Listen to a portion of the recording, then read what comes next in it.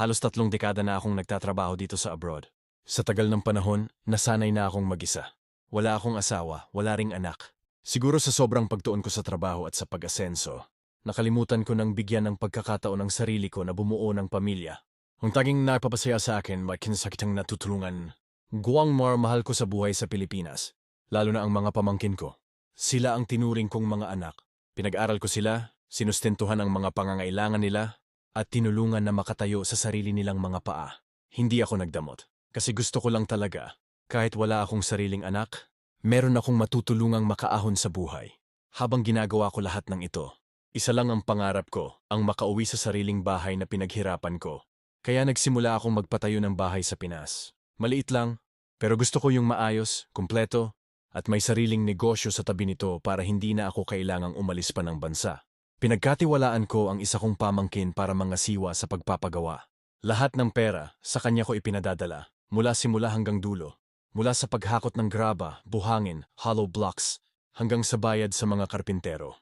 Sinabi ko lang, sana kahit minsan isang linggo, pikturan niya ang progress para naman kahit papaano, nararamdaman kong may napupuntahan ang sakripisyo ko. Pero palagi siyang may dahilan. Minsan wala raw signal, minsan wala siya sa site, minsan busy. Umabot ng buwan, tapos taon, ni isang maayos na picture, wala. Napansin ko ring nag-iba ang galaw ng pamilya niya. Madalas silang mamasyal. May bago silang gamit. Hanggang sa isang araw, nakita ko sa social media ng anak niya, may bago silang sasakyan. Napaisip ako, wala silang permanenteng trabaho, paano sila nakabili? Nag-message ako sa anak niya. Akala ko magtatanong lang ako ng casual, pero bigla akong binulaga ng sagot. Thank you po, Tito. Sa tulong niyo po nakabili na kami ng sasakyan. Tumulo ng dibdib ko. Hindi ko alam kung matatawa ba ako, iiyak, o magwawala. Tulong? Anong tulong? Yung perang pinaghirapan ko sa loob ng halos 3 dekada? Yung perang para sa bahay ko. Ginamit para sa sariling luho. Sinubukan kong ipacheck sa isa ko pang kaanak yung bahay. Ang masaklap, halos wala pang kalahati. Hindi pa tapos ang first floor. Yung second floor, wala pang bakas. Parang sinimulan lang tapos pinabayaan. Ang sakit. Ang sakit kasi hindi ito simpleng pera lang. Pinagpaguran ko to.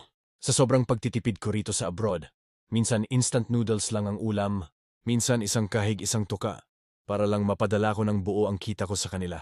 Hindi nga ako nagka-break sa sarili kong pangarap kasi mas inuna ko sila. Ngayon, eto ako. Nadagdagan na naman ang taon ko dito sa abroad. Imbes na makauwi na ako sa sariling bahay ko, mukhang kailangan ko pang magdoble kayod para buuin ulit ang nawala.